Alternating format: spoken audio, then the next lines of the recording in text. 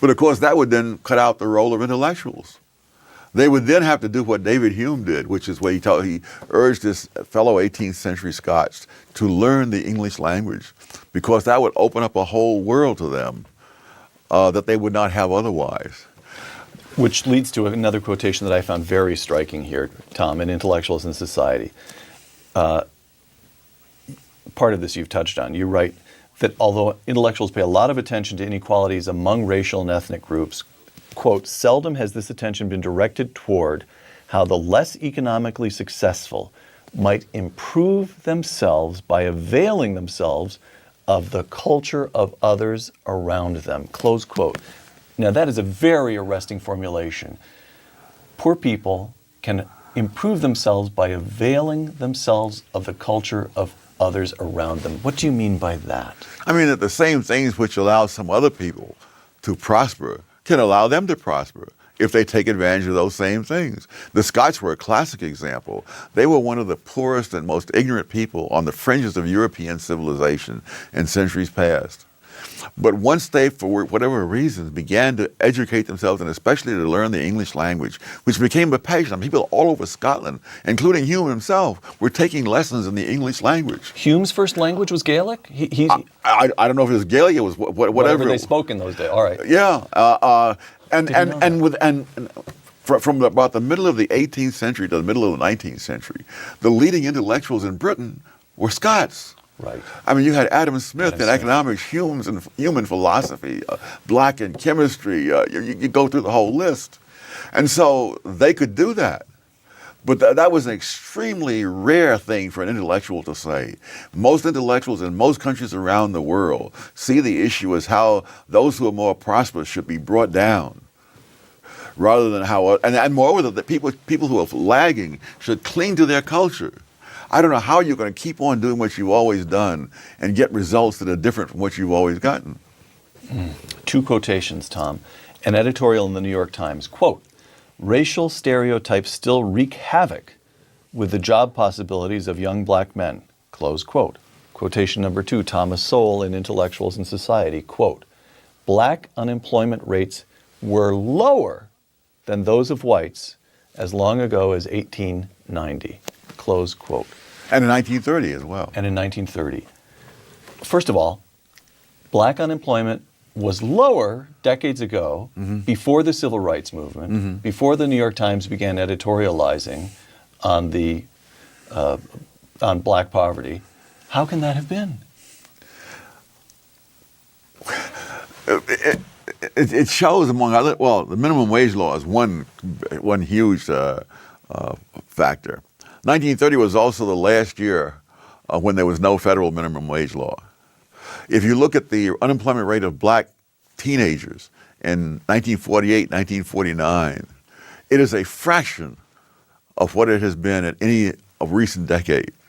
And 1949 was a recession year, so the black teenage unemployment rate in 1949 was a fraction of what it was in even the most prosperous years of the 1990s.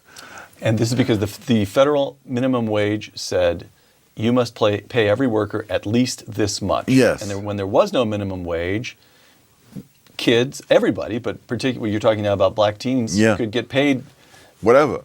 $1.50 an hour. See, but the other thing, but they could get employment. They could start learning skills. They could reach the first rung on the ladder, so to speak. Yes. That's and people move up very quickly. I mean, McDonald's has over 100% turnover a year. People say he's out flipping hamburgers. Yes, he's flipping hamburgers in January. It does not mean he's going to be flipping hamburgers in December. Why black teen unemployment skyrocketed after 1930?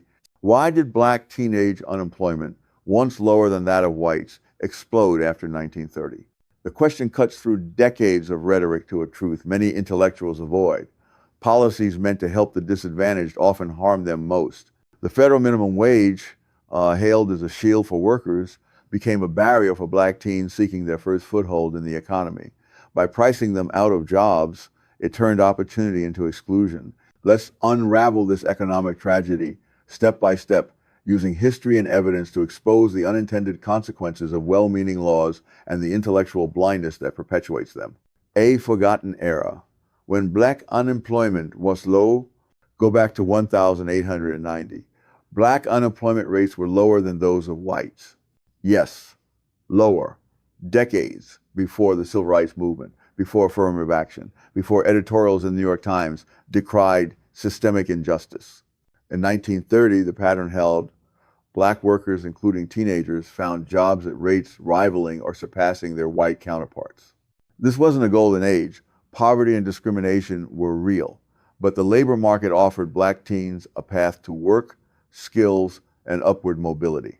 Now consider 1,948, 1,949 a recession year.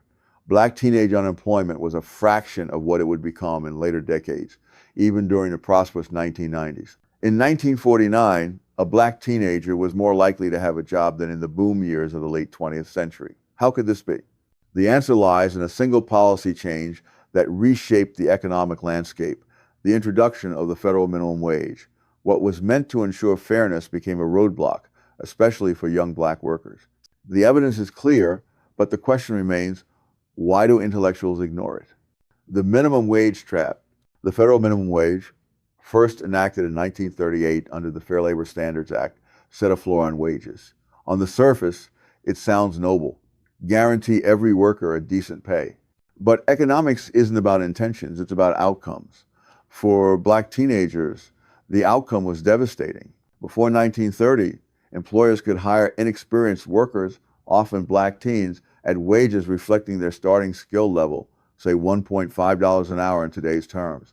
These jobs weren't glamorous, think sweeping floors or flipping burgers, but they were a start. They offered the first rung on the economic ladder, a chance to learn discipline, build skills, and prove reliability. Once the government mandated a minimum wage, employers faced a stark choice: hire only workers whose productivity justified the wage or cut jobs. Black teenagers, often starting with less experience or education due to systemic barriers like segregated schools, were the first to be priced out. Why hire a novice at $7 an hour when you could hire someone with experience for the same cost? The result was predictable. Black teen unemployment soared. By 1948, the minimum wage's effects were already visible, but the real damage emerged in later decades as the wage floor rose. In the 1990s, a time of economic growth, black teenage unemployment dwarfed the rates of 1,949 a recession year. Data from the Bureau of Labor Statistics shows that in 1948, black teen unemployment hovered around 10%, while by the 1990s, it routinely exceeded 30 to 40%. The minimum wage didn't lift wages for these youths. It locked them out of work entirely. Yet intellectuals, enamored with the policy's moral sheen, rarely question its cost. The first rung removed. Why does this matter? Because entry-level jobs are more than paychecks. They're gateways. A teenager flipping burgers at McDonald's in January isn't destined to do so in December. McDonald's, with turnover rates exceeding 100% annually, is a training ground, not a dead end. Young workers learn punctuality, customer service, and teamwork, skills that lead to better jobs. But when the minimum wage makes hiring them uneconomical, they never get that chance. Black teens, disproportionately affected by educational and social disadvantages, needed these jobs most. In 1930, they could start low, $1 or $2 an hour in today's dollars, and climb. By 1960, with minimum wage laws tightening, those starter jobs vanished. The first rung of the ladder was gone. Intellectuals, quick to lament systemic racism or greedy employers, seldom mention this policy's role. They prefer narratives of victimhood over hard truths about incentives. The question isn't why employers stopped hiring black teens. It's why we expected them to hire at a loss. Beyond wages, the ripple effects. The minimum wage wasn't the only culprit, but it set the stage for broader economic exclusion. Other policies, like union-backed labor regulations and occupational licensing, further raised barriers. By the mid-20th century, unions pushed for higher wages and restrictive work rules, often excluding black workers from trades. Licensing laws requiring costly certifications for jobs like barbering or plumbing added hurdles that hit inexperienced workers hardest. Black teens, already facing subpar schools and segregated neighborhoods, found the path to work increasingly blocked. Consider the data. In 1930, Black teens worked in diverse roles: delivery boys, shop assistants, farmhands. By the 1970s, these jobs were either regulated out of existence or required credentials few could afford. The Urban Institute notes that in 1970, Black teen unemployment hit 25%, nearly triple the rate of white teens. By 2000, it approached 40% in some cities. Each new regulation, each wage hike, tightened the noose. Yet intellectuals frame the problem as discrimination, not policy. Why? Because blaming markets is easier than admitting government's role. The intellectual blind spot. This brings us to the heart of the issue: the intellectual's refusal to face reality. The New York Times and its peers decry racial stereotypes harming Black job prospects, yet they rarely mention the minimum wage's impact. They champion policies that sound compassionate but ignore their consequences. The minimum wage is a case study in this failure. It's not enough to want to help. You must ask what your help costs. Intellectuals often confuse intent with results. They see low wages and cry exploitation, ignoring that a low wage is better than no wage. They see disparities and assume malice, not market forces. In their world, employers who can't pay the mandated wage are greedy, not rational. But businesses aren't charities. If a worker's output doesn't match the wage, they won't be hired.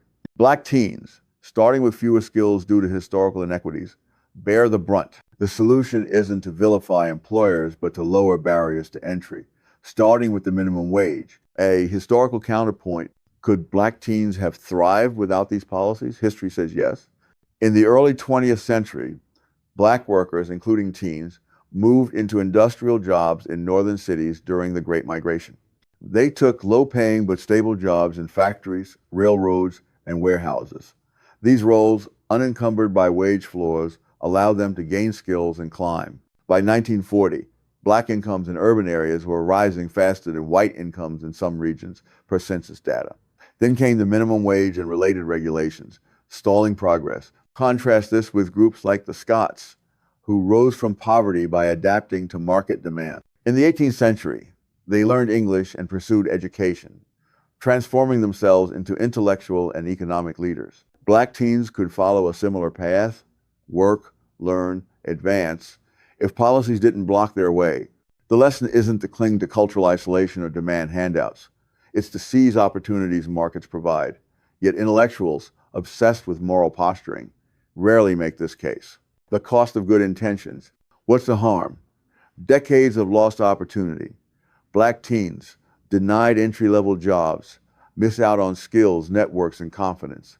Unemployment breeds idleness, crime, and despair. The National Bureau of Economic Research links high teen unemployment to increased incarceration rates and lower lifetime earnings. A generation priced out of work isn't just an economic loss, it's a social tragedy. And it's not inevitable. Lower the minimum wage, or better, eliminate it for young workers, and watch jobs return. But this requires facing facts, not feelings. Intellectuals, however, prefer indignation to analysis. They rather condemn markets than question their own solutions.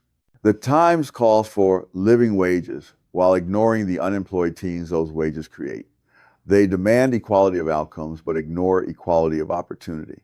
The real question isn't whether Black teens face barriers. It's why we keep building them. Conclusion: a path forward. The skyrocketing unemployment of Black teens since 1930 isn't a mystery. It's a policy failure. The minimum wage, sold as compassion, became exclusion. It didn't lift wages, it erased jobs. It didn't empower Black youth, it sidelined them. History shows they can thrive when given a chance. 1,890, 1,930, 1,948 prove it. The solution isn't more regulation, but less. Remove the wage floor, cut the red tape, and let markets work. Black teens don't need pity, they need opportunity. Until intellectuals face this, their rhetoric will keep costing the very people they claim to help. The evidence is clear. Why do we keep ignoring it?